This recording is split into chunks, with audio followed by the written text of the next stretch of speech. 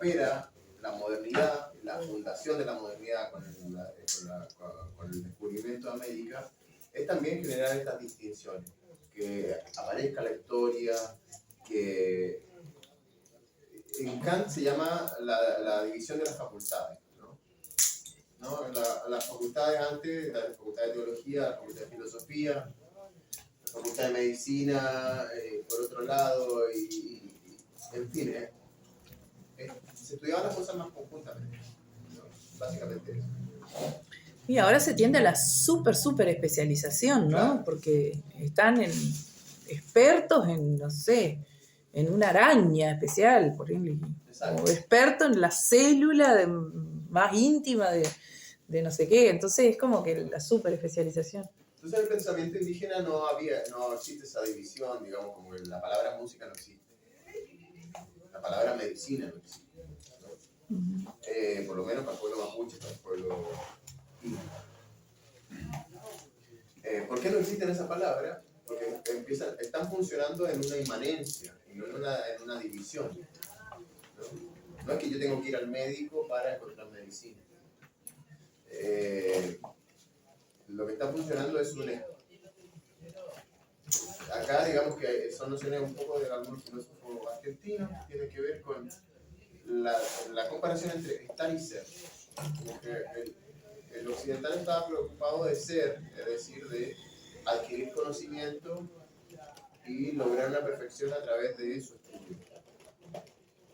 Y el indígena, su preocupación era encontrar una forma, o ya estar en su entorno sin intentar, digamos, transformarlo como nosotros intentamos transformarlo a partir de un montón de objetos, ¿no?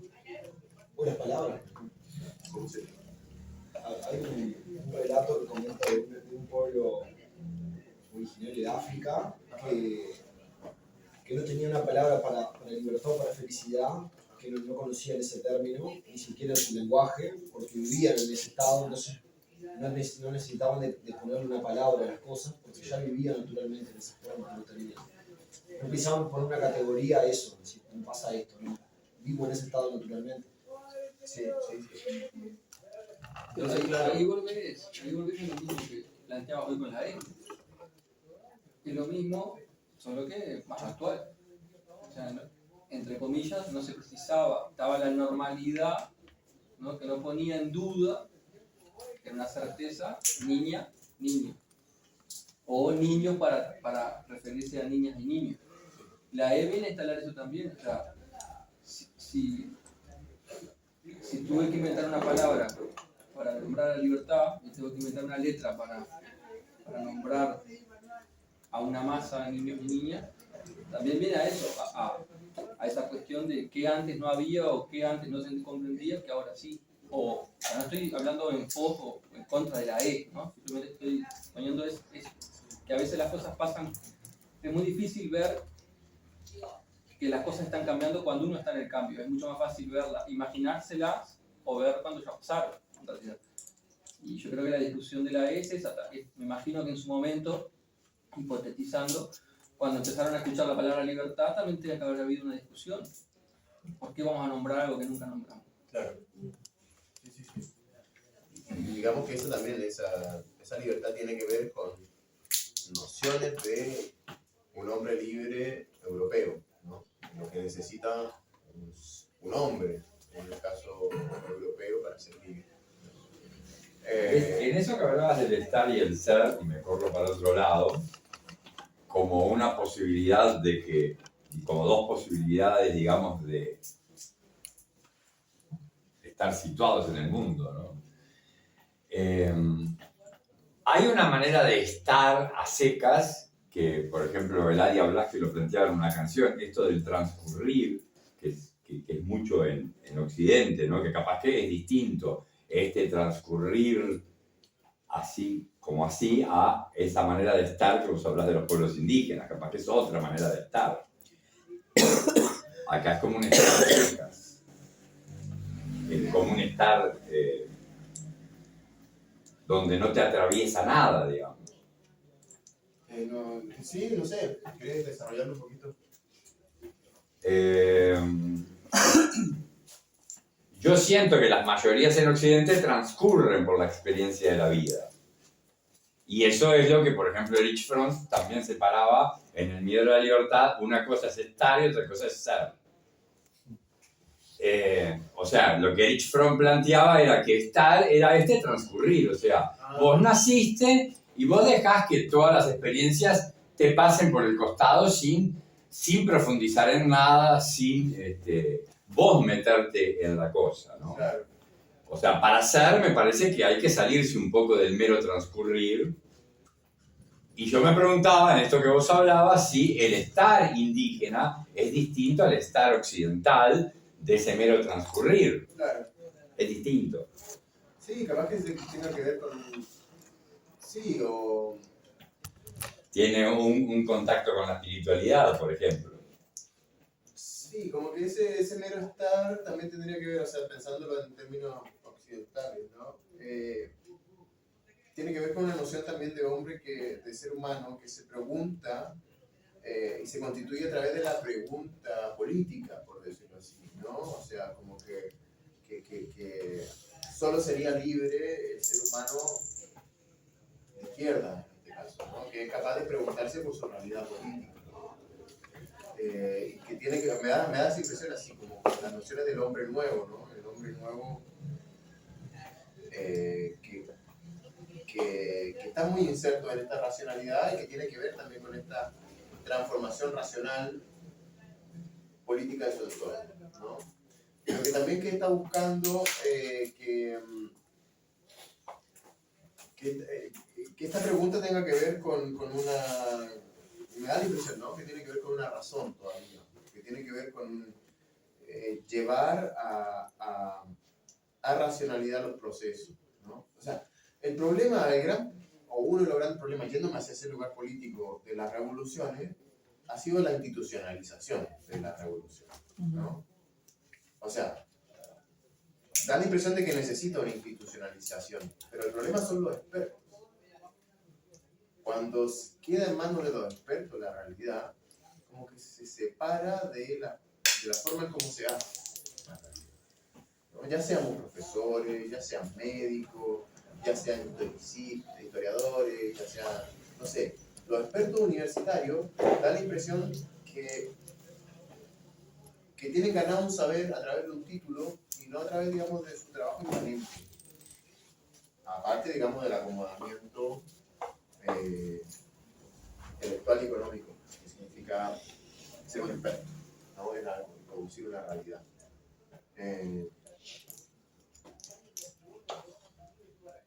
Las revoluciones han fracasado muchas veces por la institucionalización de su movilización. Eso no quiere decir, creo, ¿no?, que no se tenga que institucionalizar, pero no sé si sea la única forma de institucionalizar. Capaz que el tema es que la institucionalización que después se concreta es la que ya estaba. O sea, se hace una revolución, pero después terminás teniendo las mismas instituciones que tenías antes. Claro. Y entonces... Entre los pocos que se han animado a pensar las razones de las caídas del bloque soviético y de las no llegadas a puerto de revoluciones como Cuba o como Vietnam, a los puertos que se pensaban cuando ellos inauguraron esas revoluciones, está, digamos, esta idea de Trotsky de la revolución permanente. Y ahí me parece que con una revolución permanente justamente se niega la institucionalización de una revolución. O sea, esto de estar en el salto constante, ¿no? O sea, que para que una revolución sea revolución, como planteaba Trotsky, vos tenías la obligatoriedad de seguir preguntándote, bueno, ¿y ahora qué más? ¿Y ahora qué más? ¿Y ahora qué más? Sí. Ahora, ¿es posible escapar de la institucionalización? Y bueno, en la práctica pareciera que no, pero en la idea de Trotsky pareciera que sí. Claro, la idea sería como hacer una especie de institucionalización que tenga una apertura, ¿no? Ahí tiene que ver también con el fin de la universidad. Creo que es lo que viene, lo que tendría que ver. Que desaparezca la universidad como institucionalidad del saber, ¿no? ¿Cómo lo hacían los indios? ¿Cómo lo hacían? ¿Cómo lo hacían? Al saber, al desarrollo, a la ciencia, al espíritu. ¿Cómo lo hacían?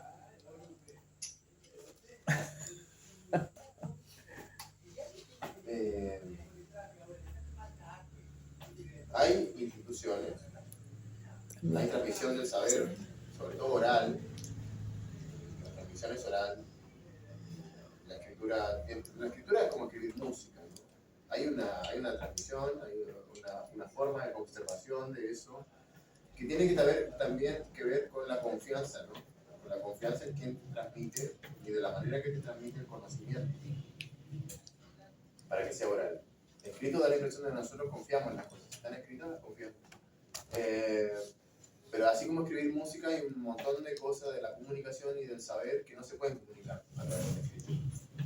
Eso yo estoy súper convencido. Ni siquiera a través de las palabras, pero las palabras también son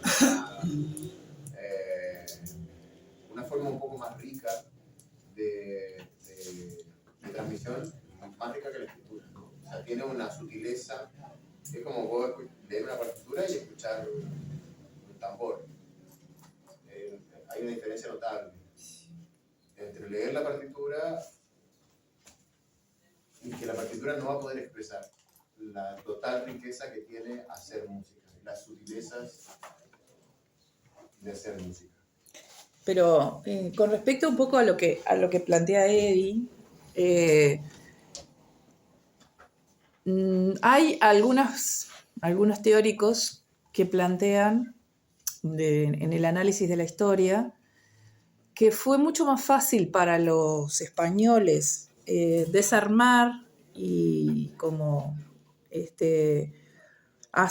dominar y controlar a las poblaciones de las instituciones, de los grupos o de los pueblos originarios que estaban conformados y organizados con una estructura jerárquica, porque le sacan la cabeza y entonces la masa que estaba como controlada por la cabeza es fácilmente controlable. Como que los pueblos originarios de estas zonas, de la Pampa, de la Pradera, tenían una organización más horizontal, no tan estructuralmente jerárquica, y les resultó más difícil controlarlos y dominarlos, porque no podían cortar la cabeza y dominar a los demás. Y bueno, ahí también hay una institucionalidad, o había una institucionalidad, teóricamente dice, bueno, fue más fácil controlarlos a los incas, a los mayas, porque ellos tenían el supremo y bueno, matan al supremo y dominan a los demás. Claro. En cambio, las comunidades que son más horizontales, que no hay alguien que mande, sino que es como la asamblea, y eso es más difícil de controlar. Por eso se les ha hecho también más difícil Los araucanos en Chile, ¿verdad? someterlos. Y a los charrúas acá por la Los charrúas tuvieron que exterminarlos para poder, porque no los pudieron controlar. Todos tenían autoridad sobre ellos mismos, una cosa así. Es que, claro, era una cosa más horizontal, más de comunidad, y no había uno que mandaba, no había el Inca heredero del sol. Entonces, como que no lo podés controlar. Y de alguna forma capaz que también lo... Sí, ahí hay otra pregunta, ¿no? Eso marca también un estadio evolutivo de las diferentes culturas americanas. Sí. Que evidentemente había lugares que, siguiendo un poco la línea occidental, estaban llegando a, digamos, conquistas del poder político como los mayas, los incas y los aztecas. Y entonces la gran pregunta es, si no hubiera llegado la conquista europea a América y hubiera podido haber una evolución natural, y si inclusive en esa evolución hubiera llegado los pueblos americanos a conquistar, digamos, todo un poderío de navíos y de maquinaria que le permitieran viajar al revés que los europeos, viajar los americanos a Europa, ¿qué hubiera pasado? Me parece que eran grandes imperios, ¿no? Que también eran conquistadores creo que eso es interesante ese planteo, ¿no? Si hubiesen avanzado también sobre la propia América. Sí, yo creo que es muy interesante esa cuestión ahí. Como que más allá de la racionalidad hay una lógica, no sé, a entender capaz hasta humana, ¿no? De una cuestión de poder, capaz no institucionalizado de la manera que entendemos nosotros en la racionalidad, ¿no? Occidental, sino que estas estructuras de poder permiten ser una organización que permite la expansión, ¿no? De ciertos imperios de los pueblos originarios, obvio, ¿no? Esto que dice ahí está bien interesante, ¿no? Sí. Y cómo es más difícil dominar cuando hay una masa que no tiene como esta burocracia como parte de las organizaciones humanas, ¿no? Quiero decir algo porque capaz que me digo, yo no me... Dale. A ver, pero mi pensamiento es que en realidad los americanos tenían una cierta alcurnia o cierto, digámosle, unos altos cargos, ¿no? Los cuales manejaban cierto tipo de escritura o rituales o magia, todo, al igual que las altas esferas europeas, llamaron masones, ocultistas, llamaron lo que sea. Que en realidad, eso cuando vinieron para acá, en realidad se influenciaron mutuamente y se dieron cuenta, en cierta medida, de que había una aristocracia, ¿no?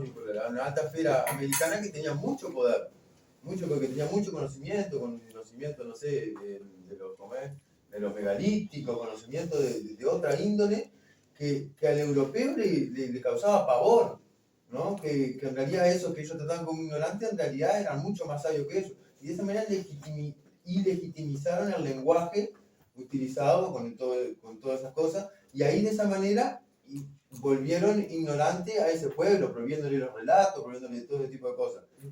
Pero no fue el soldadito que pensó que hay que decirle que no diga esa historia a la abuela. Fue las altas esferas de poder europeos. Y la repercusión de esa europeización, ¿no? En América. Estamos hablando de que, no sé, todas las revoluciones, la de Mayo, todo, los de arriba, todo, eran todas, no sé, yo le tiro a los masones porque es lo que está escrito, digamos, capaz que tenían otra perspectiva, pero vienen por ese lado.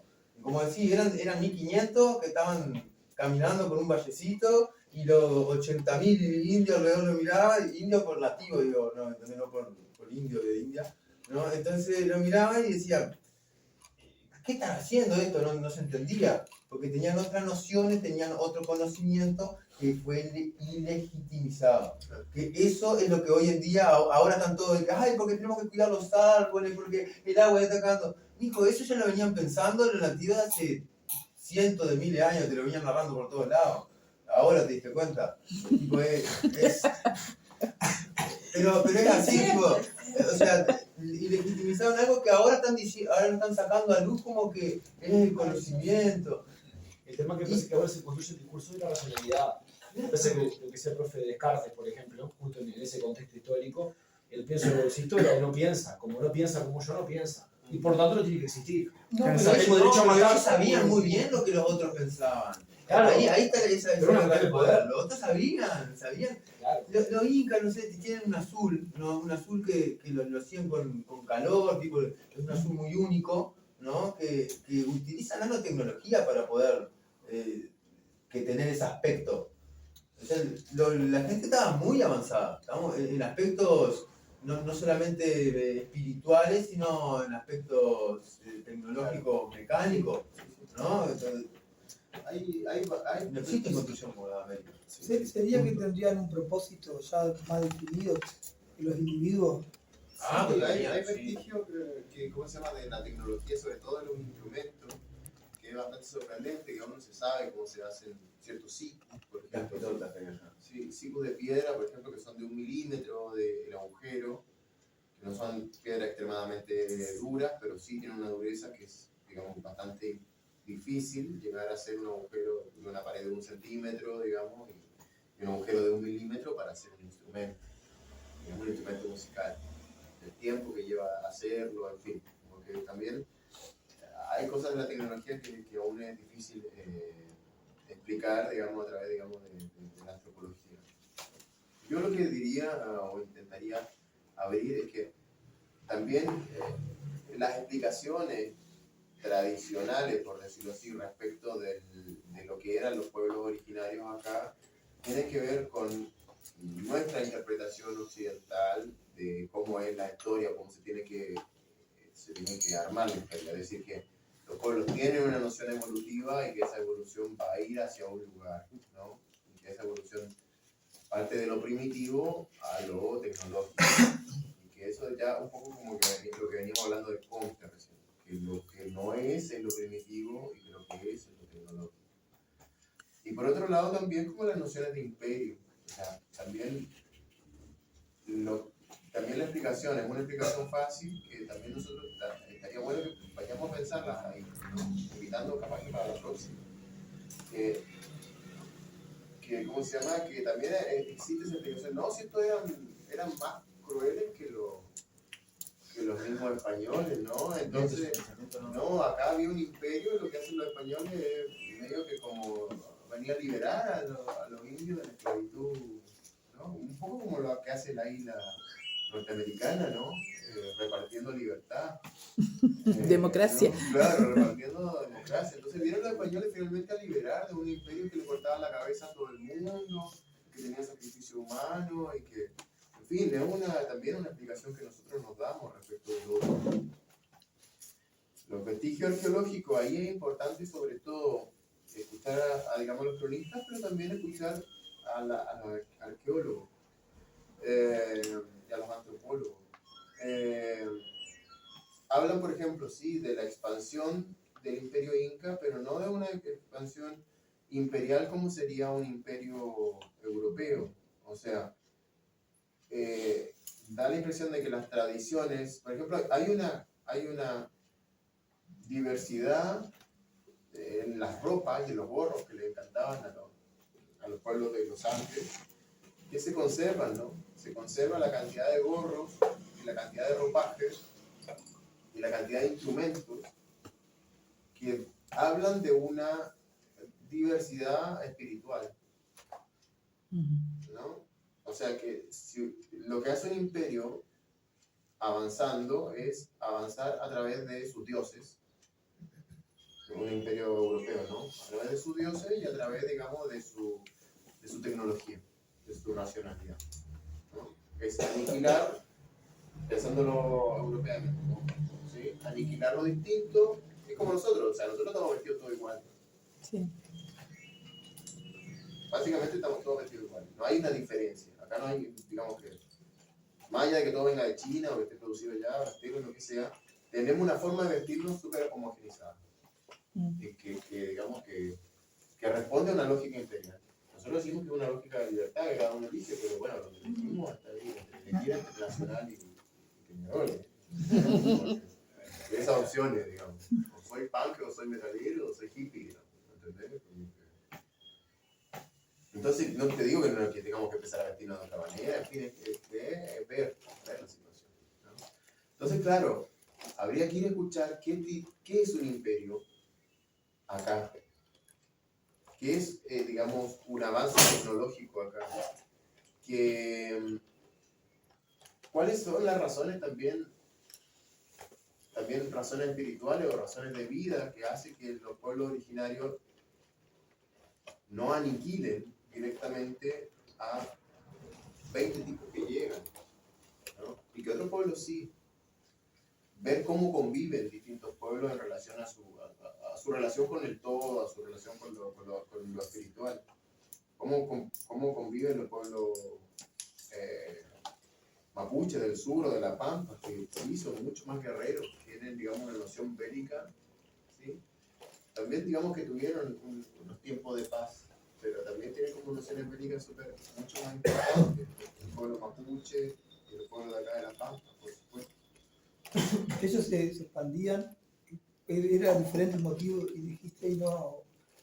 ¿Cuál era el motivo del Claro, es que eso, no sé si puede llegar a tener respuesta del motivo, ¿no? Pero hay una expansión que es una expansión cultural, funciona más bien como una religión.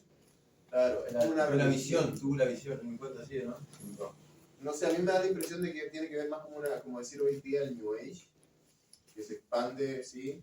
O sea, se expande el New Age a través de los pueblos tibetanos y estos tipos de instrumentos y la meditación y estas cosas que no es una cuestión que digamos de obligación, ¿no? Que empieza a seducir desde otros lugares. Yo tenía una historia una vez que me contaron. Que también es uno de los modelos propuestos por el sistema, igual que el punk y el metalero. Sí, O sea que tampoco es una opción libre, ejemplo claro. Tampoco revolucionario. El sistema es bueno, es un buen sistema. Abarca La todo. historia que le contaron a él, ahora sí, la historia que le contaron a él, que él me contó a mí, era que el tipo había un rey que había tenido tipo una visión, ¿no? Una poesía ahí, tipo le bajó y dijo que tenía que construir caminos por todo el territorio para la venida del Dios que iba a llegar, ¿no? Entonces, ¿qué mandó? Con ese verso mandó a todo, y no mandó en un ejemplo de lucha, mandó a decirle, mirá, vieron esto, nosotros estamos haciendo los caminos, y empezamos a hacer caminos. Y no fue una visión de una generación, fue una visión de 2, 3 generaciones, de ahora casi 100 años. Entonces 100 años estuvieron haciendo caminos, y en la manera que iban haciendo caminos llegaban a un pueblo, y decían, sí, tenemos el pueblito allá también que está allá, lo podemos conectar, y ahí usaban toda su inteligencia para conectar esos 2 pueblos, los conectaban, y de esa manera vieron que eso que le estaban dando los otros, que prácticamente era gratis, que se lo daban en el camino, era algo beneficioso para ellos, para poder recorrer, para poder intercambiar mercancías. Y ahí se generó uno de los mercados, tipo de intercambio, ahí donde el conocimiento del otro, con los gorros, me acuerdo que tenían los maíces de diferentes tipos que se intercambiaban y eso. Y eso llevó más o menos 100 años hasta la venida de Cristobalito, y ahí empezaron con toda esa mentira que no le llenó. O sea, intentamos de que con esa picardía de entender de que, mira, esto están inspirando los dioses, justito yo caigo acá, me hago pasar por el dios, y acá la paso de fiesta, me lo llevo todo. Sí, aparte Parece muy chistoso, pero es muy simple el razonamiento humano. Por lo menos occidental. Sí, es muy simple. Si yo le dejo la plata acá arriba y me voy a tomar un mate atrás del mostrador, es que yo no lo va a robar. Es sencillo. Pero el intercambio, perdón, por ejemplo, de las cuentas por el oro, ¿no? O sea, que los chavales les traían vídeo y decían, estos chavales son boludos, me dan oro. Los chavales saben el valor del oro. Lo que pasa es que el término intercambio no tiene que ver con un intercambio solamente económico. Estamos hablando de que nosotros la racionalidad que llegamos es mercancía, dinero, mercancía, ¿no? Los tipos tienen una noción espiritual también. infinito, cada ahí metido. A mí hay 2 cosas que me quedan pensando. La primera es tampoco concebir a las antiguas civilizaciones como ignorantes del todo, ¿no? O sea, no es, yo solo porque nos dijeron que son los dioses, son los dioses. No, yo estoy en desacuerdo con eso, porque si no es como que dotamos a esas civilizaciones de una inocencia, ¿no? De una espiritualidad, de una grandeza que en realidad vivían como nosotros. O sea, no eran ni más ni menos, por más conexión o menos conexión. Eso por un lado, en realidad. No creo que hayan sido fácilmente engañados. Me parece que supieron engañar a algunos, o fueron mechándose en algunas esferas que pudieron después dominar. Sí, Fueron masacrados. Pero por eso, porque si no, es como que... común. Claro, es como que vinieron, nos dijeron esto, nos dieron un espejo, entre comillas, ¿no? El cliché. Le dieron un espejo, le digo, no, o sea, hay que tener cuidado con eso, porque también es el cuento occidental. Y lo otro es, sobre el movimiento, en realidad nosotros estamos pensando el movimiento hoy, en donde estamos acostumbrados a vivir, nacer, vivir y morir prácticamente en torno a un mismo eje, ¿no? La vida en ese sentido es muy quieta, para muchos y muchas es muy quieta. Nosotros no concebimos el movimiento para alguna cosa. O sea, para ir a trabajar nos ponen el trabajo en la ciudad, para ir a comer nos ponen en el almacén, todo está cerca, ¿no? O sea, y antes la cuestión del movimiento era por una cuestión exacto, el movimiento en sí. O sea, yo no tengo por qué quedarme acá. O sea, me muevo porque me muevo. Porque buscarle una razón a todo también es muy contemporáneo. O sea, ¿por qué se movía? Tiene que tener una explicación. Si no, yo no lo concibo. Hoy, 2023, yo no lo voy a concebir. ¿Por qué se movía? Se movía porque se movía. Términos nuestros también. Exactamente. O sea, no tiene por qué. Me muevo porque voy a comer. Me muevo porque. No, se movía. La cuestión es que es muy difícil concebir hoy el movimiento para quienes tenemos. Arranca el lunes y arranca nuestra semana, entre comillas, ¿no? Y el viernes tengo que estar. O para trabajar o para lo que sea. Para trabajar o para lo que sea. Hay una rutina. Yo creo que eso, no sé, el movimiento concebido hoy no es el mismo movimiento que o sea, también es hay que buscar moverse. No, Moverse tampoco- más, tampoco- aventurarse un poco más. No, para tampoco voy a experimentar eso. más. Tampoco voy a eso. Simplemente el hecho de no buscar, yo creo que encontrarle o buscarle una razón a todo es contaminar una cuestión que no es lo que hablábamos. O sea, eso. Tendemos a buscar la razón cuando en realidad hay cosas que son sin razón y está todo bien que sean sin razón. Sí, hay que dar espacio para lo que no se puede explicar a buenas y primeras y que puede generar una duda, una nueva explicación y en fin, como sacarse o intentar sacarse un poco la Y racionalidad. termino redondeando con esto, Sí. porque también la razón termina buscando esa cuestión estática. Llegué, es por eso que se movían, se quedó ahí quietito, me quedo tranquilo. Entonces el razonamiento estático, cuando llegamos a un resultado de 2 más 2 es 4, nos preguntamos por qué 2 más 2 no es 3 y nunca fue 3, ahí está la cuestión de esa cuestión que termina contaminando, ¿no? La cuestión de querer llegar, esto, ¿no? Porque sigo redundando, pero termino acá, redundando, perdón. Arriba, Dios. Está perfecto. No hay más allá, no hay más. No me pregunto más, no hay más. Y abajo, no sé, lo que quieran ponerle, ¿no? También, arriba, abajo, blanco, negro. Seguimos con esas cuestiones. Entonces, eso en realidad, o sea, yo estoy en contra de lo estático. No estoy en contra, estoy simplemente cuestionando lo estático. Lo estático de razonamiento de por qué alguien tiene que hacer algo y por qué tiene que tener una razón de hacer algo. Esto, ¿no? Ser o estar, que vos decías hoy, lo mismo. O sea, ¿por qué la persona que está no es tan iluminada como el que quiere verse? Porque es. O sea, ¿por qué hay que tener un propósito de vivir?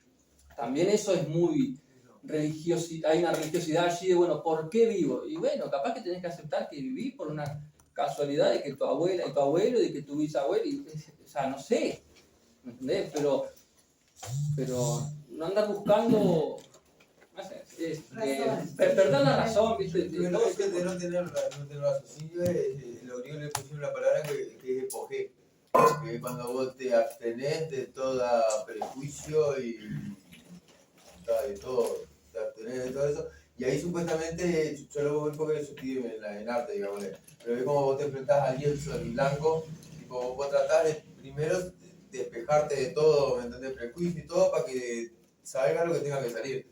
Para encontrar en ese blanco lo que tenga que encontrar. Si vos ya te vas, no, porque voy a dibujar un árbol y voy a hacer. Y es lo mismo, ¿me entendés? Si vos ya estás diciendo, no, porque arriba está Dios, entonces acá en la tierra yo voy a hacer de esta manera porque me está mirando. Y ahí empezás, te provees de cuestiones que no te dejan cuestionar. La cuestión, digo, no. Ahí, pero sí, hay que buscar eso, por lo menos en estos ambientes, ¿no? que estamos buscando algo, algún sentido nuevo, ¿no? A toda la historieta contada. Y yo creo un ejemplo que me enteré hace poco de cómo le cuesta al humano también cuando te cambian el cuento y te dicen no fue tan así como te la contaron, sino que es diferente, que por allá por Colombia o Ecuador, no me acuerdo cuál de los dos, resulta que la historia que había sido narrada por los libros de historia era completamente falsa, ¿no? Y había un problema de que había que narrar completamente la historia de nuevo. Y hubo un proyecto universitario de la intención de que utilizó personajes comunes, ¿no? para en forma de historieta contar la historia misma de un país, hablando de 1811, Artigas, la piedra, toda esa historia. Bueno, a eso había que cambiarla nuevamente. Utilizaban personajes comunes, ¿no? Y la gente de esa manera lo tomó muy bien, ¿no? Y fue un cambio muy rápido. A nosotros nos está costando mucho hacer ese cambio de historia y que nosotros acá verdaderamente nosotros éramos una bruta tierra y para redondearlo, lo que quiero decir es que no te olvides que nosotros acá matamos a Juan Díaz de Solís, ¿no? En esta tierra por el trabajo, cuando quiso bajar, le dieron de mamá, sí, vení, que ya te voy, ¡pumba! Y vamos a ser claros de que eso marcó la cancha para ellos.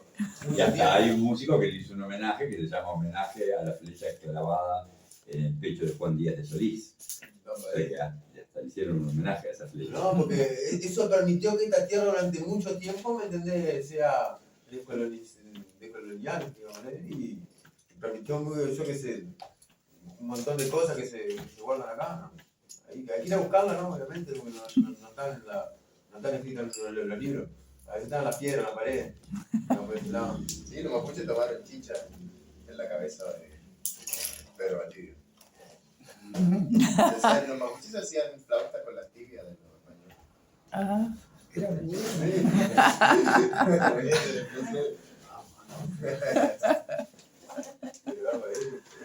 Y ahí le cuestión guerrera. ¿Qué es lo que estás defendiendo? ¿Estás defendiendo vos tu pensamiento o estás defendiendo el pensamiento de ese otro? Bien.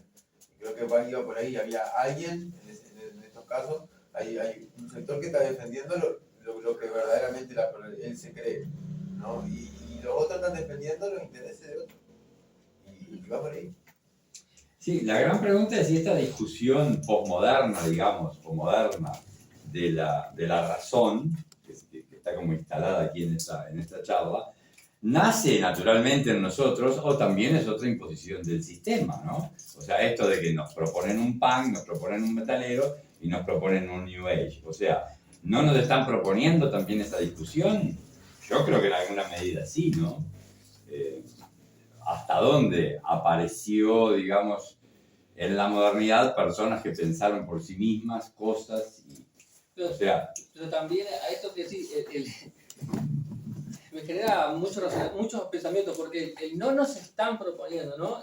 bueno, fue un planteo de él primero, pero, y yo sigo esa línea. Claro, pero yo no te lo planteo a vos, te lo converso a vos como un conversatorio. Sí. Plantear eso invisible, que te plantea cosas que vos ni siquiera sabés, también es una cuestión de imposibilidad de revelarte ante qué, ¿no? Porque yo tenía un profesor que decía, bueno, si toda la culpa la tiene Coca-Cola, ¿no? El que creó Coca-Cola es como, bueno, creamos un tirano invisible que no podemos verlo. Bueno, pero si yo estoy de acuerdo con lo que vos decís, yo entonces rebobino y digo, entonces el metal no me lo crearon y entonces el punk no me lo crearon, porque sobre todo el punk me pareció una revolución muy, muy pasional, muy apasionada, que me parece que sí nació de las fibras de alguna gente que digamos que quiso rebelarse contra ciertas cosas. O sea, si es así como vos lo planteás, rebobino y en realidad me pongo a dudar de qué cosas nos están tirando y nos están poniendo ahí arriba de la mesa para que nos divirtamos y qué cosas realmente hacemos nosotros, y esto en todos los aspectos.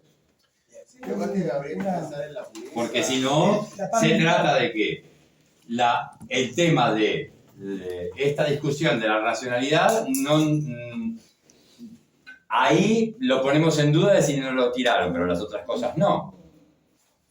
Pero, Entonces es como una trampa al solitario, me suena eso, ¿no? Igual a mí me parece que la respuesta voy a saber es que un poco estás ahí articulando. No, estoy poniendo en duda las cosas, ¿no? O sea, pero también está bueno decir lo que uno piensa. Yo creo que las cosas tienen un inicio, si se quiere, no sé si se pueden rastrear, pero sí tienen un inicio que también el sistema se encarga de volverlas comerciales, ¿no? Ahora esas razones, no necesariamente que son razones racionales para nosotros, y que tienen una pureza de una necesidad juvenil también, si se quiere, ¿no? El punk tiene una respuesta que funciona por un medio en una sociedad, ¿no?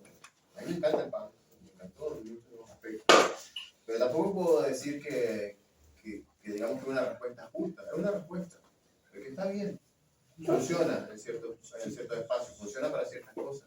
Hasta dónde funciona no lo sé, ¿sí? Para mí funciona hasta cierto aspecto, digamos, esta rebelión funcionó en una época, ¿no? Después sí, se comercializa, porque está todo susceptible de ser comercializado. Sí. Por dos, se comercializa por dos. Porque no solamente se comercializa en el territorio, sino se como politiza, no sé cómo se hace esa palabra, se lo llevan para el mundo, ¿no? Y ahí el tema, porque primero, mientras el pan estaba sonando en algunos barrios de algún lado, había millones de africanos tocando el tambor. ¿Me entendés? Y era un género nuevo y le tiraba terrible onda y se descargaban, ¿me entendés? Porque aquella tribu se daba, porque están todos. Pero claro, pero no lo entendían, no hablaban inglés, no tenían. No tenía una maquinaria de prensa que seguro. distribuía. No, pero entre ellos sí. Bueno, entre ellos sí, pero que no llegaba a nosotros. Ahora, ese nosotros, ¿viste? Ahí el tema. Nosotros tenemos que entender que Uruguay es una colonia inglesa, ¿no? Que somos un territorio para que los ingleses puedan tener mercancía para Brasil y para Argentina. Toda la vida fuimos eso y lo seguimos siendo, ¿no? Eso es ser claro.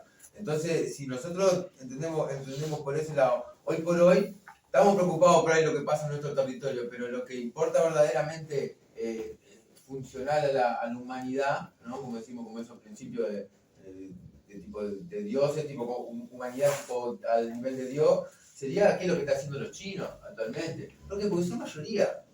Entonces, eso si nos consideramos humanos. Ahora, si empezamos a bajar el territorio, cada vez el circulito lo hacemos más chiquito, allí llegó hasta yo, ¿entendés? Hasta eso. Pero hay que tomar una actitud de humanidad.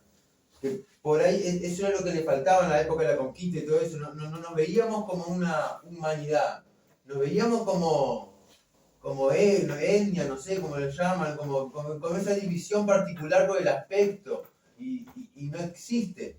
No existe. Es como que un escarabajo le diga al otro escarabajo, ¿entendés? Bueno, se ríe, no sé qué más, porque son diferentes. O que una abeja chiquita sea diferente a una abeja grande si el trabajo es el mismo. Por ese lado. Yo en esto de... Sí. Y para terminar, el europeo trajo el capital, ¿no? Como una moda, o sea, el capital en metálico, ¿me entendemos? El capital que ya venía en una tradición, por una razón, o sea, lo escribieron, le hicieron un tratado, ¿me entendés? De que iban a copiar, está todo escrito. Entonces, esa noción de capital, de que esta silla es silla, pero yo puedo cambiarla por 500 monedas de oro, ¿no? Entonces yo tengo esas 500 monedas de oro, no tengo la silla, pero esas 500 monedas de oro me permiten comprar una silla. Ese concepto en América no estaba tan así. Yo tenía este banquito que lo había usado mi tatarabuelo y no había moneda de oro que intercambiara, ¿me entendés? No había palabra para decir ciertas cosas. Entonces, eso para el europeo todo tenía un precio, todo tenía una, ¿entendés? A todo le podías poner algo. Pero eso fue lo que choqueó para mí. Y por eso fue que nos exterminaron. Y así que decirlo con toda la letra. Claro, podemos ir después compartiendo un temario o compartiendo también una bibliografía. Yo tengo ahí un drive. En la medida que tengamos ganas de sostenerlo y de seguir estos conversatorios y de ir discutiendo algunos textos y ideas que tengamos, ¿sí? Que salen un montón de cosas, ¿no? Que está buenísimo, que salen las ideas de cada uno y que también, digamos, vayamos compartiendo en relación a distintos textos. Que hay literatura. Podemos buscar, yo tengo ahí un drive para compartir también. Y generando, digamos, el temario de los distintos encuentros, ¿sí? Eso, me parece que está bien, la podemos seguir, pero también, digamos, que la idea no es redundar y, digamos, empezar a nadar en un dulce de leche, sino que también nos llevemos una sensación piola, linda, de un conversatorio, ¿no? Que nos haga bien. Obviamente que, por supuesto, que vamos a tener perspectivas distintas y eso es parte, digamos, de lo que va a enriquecer la situación. Y capaz que lo podemos ir haciendo crecer de esa manera, ¿no? Y me da la impresión de que estamos acá, que por lo menos nos convoca ese gusto por la pregunta, ¿no? Que eso es la esencia de la filosofía, la pregunta, no la respuesta. Claro. Le dice una filósofa. Sí, no sé si alguien más quiere. Si no, damos como el cierre. Les deseo paz a todos.